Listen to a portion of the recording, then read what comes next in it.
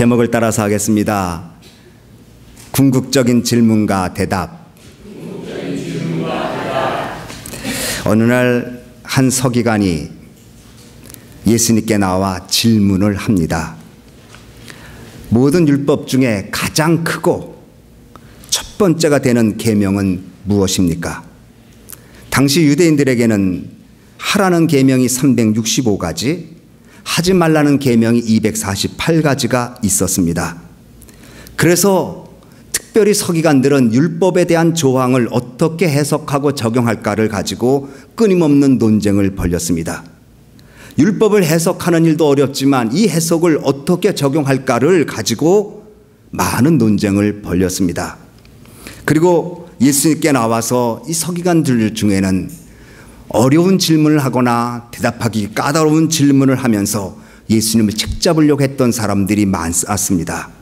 그런데 오늘 이날은 예수님께 나온 서기관은 정말 충심으로 예수님께 질문을 던집니다. 율법이 600여 가지가 있는데 이 중에 가장 크고 그리고 첫 번째 계명은 무엇입니까? 가장 크고 첫 번째 되는 것. 여러분 인생에게 있어서, 여러분의 삶에 있어서 가장 큰 것은 무엇입니까? 그리고 여러분의 삶에 있어서 가장 첫 번째 되는 것은 무엇입니까? 여러분의 삶에 있어서 가장 큰 것, 그리고 가장 첫 번째 되는 것을 여러분에게 질문한다면 여러분은 무엇으로 대답을 하겠습니까? 이 질문은 많은 질문 중에 궁극적인 질문입니다. 궁극적이라는 말은 가장 중요하고 기본이 되고 중심이 된다는 그런 뜻입니다. 이 반대말은 부수적이라는 것입니다. 있어도 되고 없어도 되는 것은 부수적인 거지만 궁극적인 것은 가장 중요하고 기본이 되고 삶의 척도가 되고 중심이 되는 것, 가장 크고 첫 번째 되는 질문 던졌습니다. 인간의 역사를 보면 인간들은 질문을 통해서 발전해 왔습니다. 과거로부터 인간의 문명은 질문을 던지고 그 질문에 해답을 얻고자 노력할 때에 학문이 발전하고 문명이 발전하고 철학이 발전했습니다. 그러나 인간이 던진 그 수많은 질문은 크게 두 가지입니다. 하나는 인간에 대한 질문이고 다른 하나는 하나님에 대한 질문입니다. 이스라엘의 종교 철학자인 아브라함 헬셀은 철학은 인간의 질문으로 시작한다. 그러나 믿음은 하나님께 대한 질문으로 시작한다고 그렇게 말했습니다. 철학은 인간 실존에 대한 인간의 질문으로 시작됩니다. 인간은 도대체 누구인가? 나는 누구인가? 내 실존적인 문제는 어디서 왔는가? 어떻게 풀어갈 것인가? 내가 존재한다는 존재의 의미는 무엇인가? 이런 질문을 하면서 이 질문의 답을 이성의 영역 안에서 지혜를 얻고 해답을 얻고자 노력하는 것, 철학적 사고입니다. 그러나 믿음은 하나님에 대한 질문입니다. 우리 영혼에 대한 질문입니다. 인생에 대한 질문입니다. 그 질문을 통해서 하나님 만나고 인생이 바뀌고 새로운 존재로 살아가게 됩니다. 저는 종종 선교단체에서 제게 이메일을 여러 군데서 보내줍니다. 거기서는 좋은 정보를 얻게 하고 또 좋은 간증들을 이메일을 통해서 보곤 합니다. 근데 그 중에 한 선교단체에서 저에게 보내준 그 간증이 있습니다. 제가 어제 토요일날 새벽에 말씀드렸습니다만 이분은 과거에 다른 종교를 섬기는 다른 종교 성직자였습니다. 그런데 지금 이분은 카자흐스탄에 선교사로 가 있습니다. 전에는 예수님과 관계없는 그러한 종교를, 그리고 거기에서 성직자라고 일했던 사람인데 이분이 하나님 만나고 변화돼서 카자흐스탄에 선교하는데 이민교 선교사라는 분입니다. 근데 이분이 소록도에 가서 일을 했다고 합니다. 왜 사람들은 저런 어려움을 겪을까? 전생에 무슨 죄를 졌을까? 내가 부처님의 마음을 가지고 저들을 교화해야지. 7년을 소록도에서 일했다고 합니다. 훌륭하죠. 그런데 이제 그 사람들이 죽으면 장사를 지내는데 크리스찬들이 와서 장사를 지내는 장례 모습을 보고 자기는 거기서 천도제를 지내줬는데 크리스찬들이 장례를 지내는 모습은 빨리 하나님 앞에 가서 좋겠다. 이제 나도 빨리 가야 될 텐데 하나님 언제 나 부르시려나. 이러한 기대감, 천국에 대한 기대감, 하나님 만나는 감격, 감동 속에 찬양을 부르고 장사를 지내고, 물론 인간적인 슬픔이 있어 눈물을 흘릴 수 있지만, 그런데 본인은 정작 천도제를 드려주지만 전혀 다른 분위기를 느끼게 되었어요. 그래서 이분이 마음속에 질문이 생겼어요. 왜 저들은 죽음 앞에서 하나님을 찾고 하나님을 만나는 감격이 있는데 왜 우리는 전생을 얘기하고 있을까? 성경을 보기 시작했어요. 성경을 보는데 까만 건 글자, 하얀 건 백지입니다. 전혀 모르겠어요. 그러나 보고 또 봤어요. 보다가 요한복음 1장에 보니 태초에 말씀이 계시니라, 말씀이 하나님과 함께 가시고 이 하나님 육신을 입고 이 땅에 오셨으니 독생의 영광의 진리가 충만하더라. 이게 윤회랑 좀 비슷한 거 아니야? 태초에 있고 이렇게 빙 돌아서 오는 거. 혼자 그런 생각을 했답니다. 그러면서 성경을 이제 어쨌든 보기 시작하는데 죽은 하나님께서, 예수님께서 죽은 나사로 살리는 장면이 나오는데 거기서 깊은 감동을 받았어요. 아니, 만약에 나사로가 죽지 않고 지금 살아있다면 얼마나 많은 사람들이 예수를 믿을까? 왜 또 하나님은 죽게 했을까? 물론 거기 신학적인 의미는 모르죠. 예수님만 부활하신 분이고 그때 다시 살았던 사람은 생명을 다시 받았을 뿐이지 부활한 건 아니죠. 예수님이 부활의 첫 열매니까. 그래서 그런 질문을 가지고 성경을 보는데 하나님이 딱 눈을 열어보게 하시는데, 성경을 한문으로 썼는데 경자가 말씀 경자거든요. 그런데 거울 경자로 보이더래요. 거울 경자. 성경은 나를 보여주는 거구나. 성경은 인간을 보여주는 거구나. 이분이 그것을 깨닫고 성경 보기 시작하고, 하나님은 어디서든지 계시지, 주의 이름을 부르는 자는 구원 얻으리라. 그리고 변화되어서 선교사님이 되어서, 우리 혜진 전도사님이 석주 전에 갔다 온 카자흐스탄에 선교사님으로 지금 계셔요. 그분이 던진 질문, 무엇이 다를까? 차이는 무엇일까?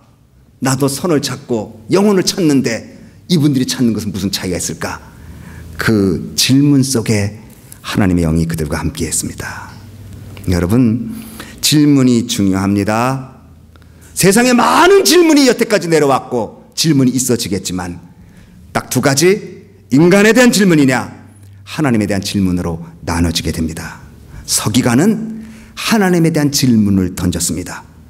이것은 인간에게 있어 궁극적인 질문이기도 합니다. 주님, 인간에게 있어서 우리가 지키고 있는 600가지가 되는 율법 중에 가장 큰 것, 가장 첫 번째 되는 건 무엇입니까? 모든 계명이 다 중요하지만 그 중에서 가장 중요하고 가장 큰 것은 무엇입니까? 예수님은 이 서기관이 진실로 율법의 핵심을 알고 싶어 하는 마음을 아셨습니다. 그래서 예수님이 말씀하십니다. 30절 31절을 우리 한번 같이 읽겠습니다. 29절부터 시작. 예수께서 대답하시되 첫째는 이것이니 이스라엘아 들으라. 주곧 우리 하나님은 유일한 주시라. 내 마음을 다하고 목숨을 다하고 뜻을 다하고 힘을 다하여 주 너의 하나님을 사랑하라 하신 것이요. 둘째는 이것이니 내 이웃을 내 몸과 같이 사랑하라 하신 것이라. 이에서 더 큰 계명이 없느니라. 예수님은 600여 가지의 많은 계명들이 있지만 그 결국은 사랑이라는 것입니다. 로마서 13장 10절에 사랑은 율법의 완성이라고 말했습니다. 그 많은 율법이 있어도 율법의 종착역은 사랑이다. 사랑 없는 율법, 사랑 없는 계명은 허무한 것이다. 예수님은 사랑의 대상을 두 가지로 말합니다. 하나님 사랑, 그리고 이웃 사랑입니다. 참 감사한 건 인간 사랑이라고 그랬으면 우리가 너무나 어려울 거예요. 그런데 이웃이라고 그랬어요. 먼 데 있는 사람 사랑하라고 말씀한 게 아니라 가까이 있는 사람, 내 옆에 있는 사람, 교회 공동체, 구역 식구 사랑하라고 말했어요. 인간과 인간의 관계성에서 사랑이 필요하듯이 인간과 하나님의 관계성 속에서 사랑이 필요합니다. 그런데 이 사랑이 문제입니다. 우리가 삶을 살면서 많은 문제가 있습니다. 문제에서 자유로울 사람이 없어요. 자, 우리 삶이 끝날 때까지 문제 속에 살지요. 근데 문제를 보면 첫 번째는 끝없는 문제예요. 해결하고 나면 또 다른 문제가 와요. 그래서 우리가 죽을 때까지 문제 속에 살아요. 그래서 우리의 삶은 문제와 더불어 산다고 그렇게 말해요. 끝없어요. 두 번째는 문제는 불확실하고 완전한 해답이 없어요. 문제가 있을 때 해결했으면 다 끝난 줄 알았는데 또 다른 문제가 돌출돼요. 그래서 그 문제가 왜 그럴까 생각하고 분석해서 해결하려고 하면 또 다른 문제 생겨요. 그래서 그 문제를 해결한다고 해결이 아니고 불확실한 게 끝없이 우리에게 문제가 달려들어요. 세 번째, 문제는 인간성에 기인해요. 제도라든지 물질이라든지 구조의 문제는 해결 가능한데 사실은 제도나 물질이나 구조의 문제 배후에는 인간이 있어요. 여러분 이제 한국의 어느 당 보세요. 그렇게 개혁을 하려고 했지만 또 다른 문제가 터지니 이거 감당하기 어려워서 쩔쩔매잖아요. 인간성의 문제예요. 아무리 좋은 법이 있어도 아무리 좋은 규례가 있어도 아무리 좋은 제도를 가지고 있어도 그 속에 살아가는 인간이 달라지지 않으면 그 아무 소용없어요. 아무 무의미하다는 거죠. 예수님 그걸 아셨어요. 너희들 그 많은 계명을 만들어놨다. 600가지나. 그런데 거기에 사랑 없으면 아무 의미 없어. 그러므로 인간의 문제는, 죄송합니다, 여러분의 문제는 사랑의 문제예요. 사랑으로 보면 해결될 일이 사랑으로 보질 않아. 사랑으로 보면 해결이 가능한데 사랑으로 행해지지 않기 때문에 끊임없는 문제 속에 허덕이고 있어요. 가정도 사회도 단체도 따지고 보면 사랑의 문제, 인간성의 문제예요. 디모데후서 3장 1절 2절에 말세에 고통한 때가 이르리니 사람들은 자기를 사랑하고 돈을 사랑하고 자긍하고 교만하고 이렇게 말했어요. 말세에 고통을 당하는데 왜 고통당하는가? 사랑의 문제예요. 자기 사랑하고 돈 사랑한다. 사랑의 대상이 잘못됐고 사랑의 대상이 잘못될 뿐만 아니라 사랑이 변질됐고 사랑 속에 담긴 교만함 때문에 그 고통을 당한다는 거예요. 사랑할 걸 마땅히 사랑하고 사랑하되 진실하게 사랑했다면 문제가 없을 텐데 사랑이 바뀐다는 거예요. 그러므로 사랑의 문제는 인격의 문제예요. 인간성의 문제예요. 더 나아가서 우리 삶의 문제이기 때문에 사랑의 문제는 중요합니다. 여기에 예수님이 아셨어요. 너희들 율법 지킨다. 이렇게 지키고 저렇게 지키고 좋아. 그러나 사랑 빼면 헛수고야. 하나님과 인간 사이에, 인간과 인간의 관계성 속에 중요한 것이 사랑이다. 내 마음을 다하고 목숨 다하고 뜻을 다하고 힘을 다하여 주 너의 하나님을 사랑하고 두 번째는 내 이웃을 내 자신과 같이 사랑하라. 하나님을 우리가 사랑해야 합니다. 그것이 먼저예요. 이웃을 먼저 사랑하면 휴머니즘적이에요. 하나님 먼저 사랑해야 돼요. 그러나 하나님 사랑하면 이웃 사랑하게 돼 있어요. 예수님 참 감사해요. 제게 말씀 생각하면서 멀리 있는 사람 사랑하라 했으면 우리 너무 힘들어 못할 거예요. 근데 옆에 있는 사람 하라 그랬어요. 이웃. 옆에 있는 사람은 누구예요? 아내가 될 수 있고 남편이 될 수 있고 자녀가 될 수 있고 교회 공동체원이 될 수 있고 성도가 될 수 있고 구역원이 될 수 있어요. 이거 하셔야 돼요. 그거 먼 거 바라보지 말고 이웃 옆에 사람 바라보라 그랬어요. 우리가 하나님을 사랑해야 하는 것은 하나님 우리를 먼저 사랑했어요. 요한일서 4장 9절로 10절에 하나님의 사랑이 우리에게 이렇게 나타나 되었으니 하나님의 자기 독생자를 세상에 보내심은 저로 말미암아 우리를 살리려 하심이라. 사랑은 여기 있으니 하나님이 우리를 사랑한 것이다. 우리가 하나님을 사랑한 것이 아니라 하나님이 우리를 사랑하신 것이다. 로마서 5장 8절에 우리가 아직 죄인 되었을 때에 그리스도께서 우리를 위하여 죽으심으로 하나님께서 우리에게 대한 자기의 사랑을 확증하셨느니라. 하나님의 사랑을 알면 하나님 사랑하게 돼 있어요. 그래서 사도 바울은 성령이 하나님의 사랑이 나를 강권하도다. 여러분 레나 마리아라는 스웨덴 복음성 가수가 있어요. 여기 뉴욕에도 닉 부이치치라는 분이 오셔서 좋은 간증과 또 정말 많은 분들에게 감동을 주셨는데 레나 마리아도 참 거기에 못지않는 감동적인 분입니다. 발로 쓴 내 인생의 악보라는 책이 있어요. 간증책이. 그는 1968년도에 두 팔이 없고 한쪽 다리가 없는 중증 장애인으로 태어났어요. 이 여인은 지금도 하나뿐인 왼발로 악보를 쓰고 올겐을 연주하고 뜨개질하고 젓가락질을 하고 밥을 먹어요. 세계 장애인 수영 선수권 대회에서 4개 금메달을 따기도 했어요. 결혼도 했어요. 이 레나 마리아가 말하기를 내 인생에서 가장 중요한 것은 하나님이 나를 사랑한다는 믿음 갖고 있는 것입니다. 그게 없으면 자기는 존재 못한다는 거예요. 그러니까 하나님이 그 여인을 사랑한 사랑의 터치가 그에게 감동이 되어서 그 레나 마리아는 또 다른 사람을 사랑하고 사랑의 모습을 보여주고 있다는 것이지요. 그러면 예수님이 하나님을 어떻게 사랑하라? 먼저 마음을 다해 사랑하라고 그랬어요. 여기 마음이라는 말은 순도 100%를 얘기해요. 정말 중심으로. 하나님을 내 마음의 중심으로 두고 앞나라 계획을 세우고 무슨 일을 해도 중심으로 하나님을 사랑해야 돼요. 두 번째로 목숨 다해 사랑하라고 그랬어요. 목숨이 뭐예요? 제일 중요한 거죠. 그러니까 최고로 하나님을 중요시 여기고 사랑하라. 하나님은 부수적인 분이 아니에요. 오직한 마틴 루터가 하나님을 하나님 되게 하라 그랬어요. 얼마나 많은 사람들이 하나님을 하나님 되게 안 해. 그러니까 하나님이 나를 하나님 되게 하라. 하나님을 하나님 되게. 셋째로 뜻을 다해 하나님 사랑하라고 그랬어요. 뜻은 소원과 생각이에요. 내 마음과 생각과 소원이 내게 있는 게 아니라 하나님께 있는 거예요. 이 일을 통해서 하나님 어떻게 영광을 받으실까? 내가 잘 되면 하나님께 내가 어떻게 해드릴까? 이 마음의 소원이 뜻이에요. 마지막으로 힘을 다해 사랑하라고 그랬어요. 모든 에너지를 쏟아서. 마음, 그런데 그 다음에 마음 다하고 목숨 다하고 뜻을 다하고 힘을 다해서. 다라는 단어가 반복됐어요. 올인 하라는 거예요. 하나님 앞에. 억지로 하지 말고 마지못해서 해도 물론 은혜가 될 수 있지만 정말 차원하는 마음으로 체면 때문에 하지 말고 다 하나님을 사랑하는 마음으로 그렇게 해봐라. 이것이 주님이 원하는 사랑의 개념이에요. 그리고 이웃 사랑하라고 그랬어요. 말씀드렸어요. 이웃 먼 데 있는 사람 아니에요. 먼 데 있는 사람도 사랑하면 더 좋겠지만 보이는 사람 사랑해요.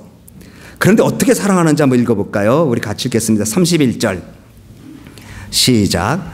둘째는 이것이니 내 이웃을 내 몸과 같이 사랑하라 하신 것이라. 이에서 더 큰 계명이 없느니라. 이웃을 어떻게 사랑할까? 하나님은 마음을 다하고 뜻을 다하고 성품을 다하고 힘을 다해서 섬기라고 그랬어요. 딱 얘기하셔요. 사랑의 방법을. 그럼 이웃은 어떻게 사랑할까요? 예수님 이렇게 말했어요. 내 몸처럼 사랑하라. 이웃 사랑의 기준이 내 몸이에요. 이웃 사랑의 기준이 자기 몸 사랑하듯이 하라는 거예요. 우리는 우리 자신에 대해서 대단히 관대합니다. 내가 잘못하고 실수해도 내 스스로 관대합니다. 다른 사람의 허물 그건 잘 봐도 자기 허물 보고 화내는 사람 나 별로 못 봤어요. 자기 자신에 대해서 화를 별로 내지 않습니다.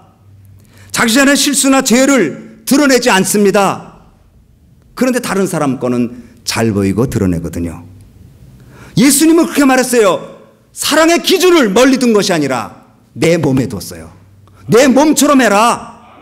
배고프면 먹고 추우면 옷을 입고 내 몸을 소중히 여기듯이 그렇게 다른 사람도 여겨줘.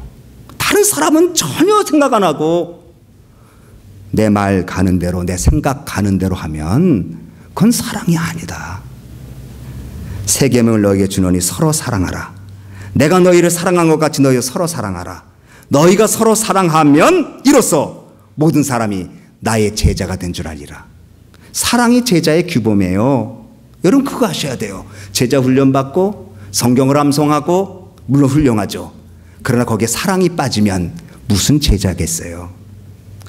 우리가 형제를 사랑하면 하나님으로부터 난 자라고 말했어요. 이렇게 사랑이 소중해요.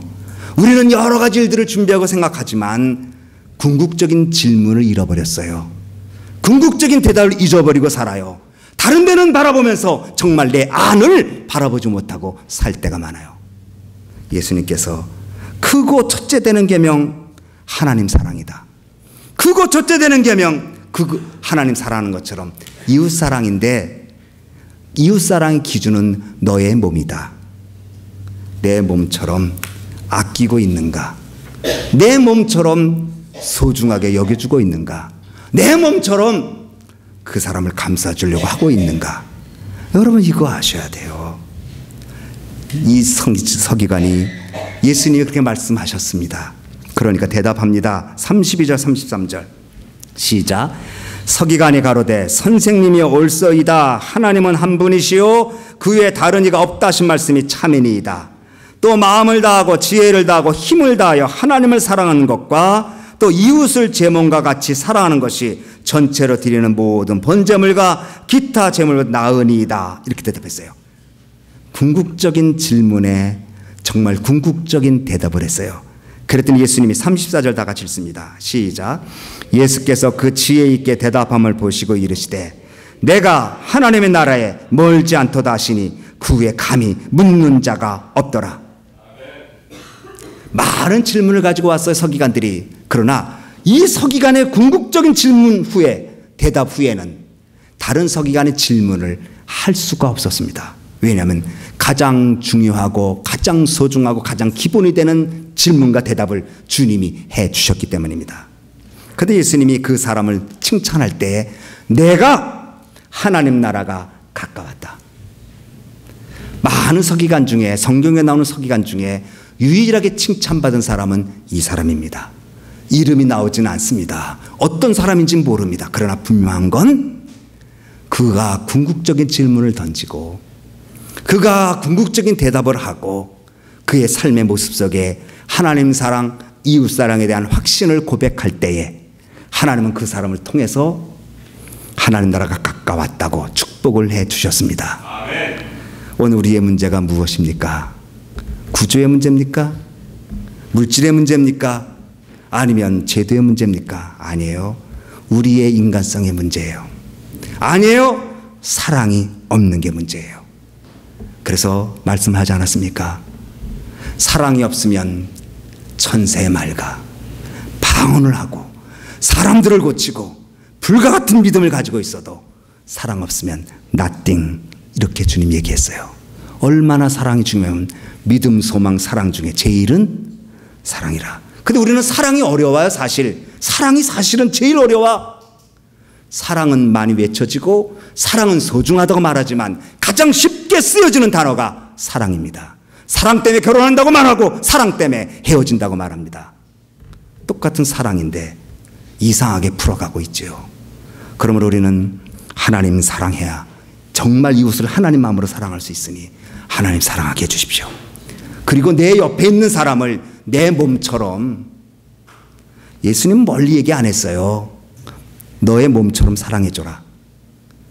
여러분은 여러분에게 얼마나 관대합니까? 여러분은 여러분 자신의 실수를 어떻게 생각하십니까? 여러분, 여러분의 몸처럼 바라보시기 바랍니다. 아멘. 물론 저도 완벽하고 여러분에게 자신 있게 사랑을 얘기할 수 없는 목사지만 이 모든 이 말씀 속에 우리 소망교회가, 아니 우리 모든 크리스천들이 하나님 사랑, 바로 이웃 사랑을 통해서 가장 얼티메이트한, 가장 궁극적인 질문과 대답을 통해서 궁극적인 삶을 살아가는, 그래서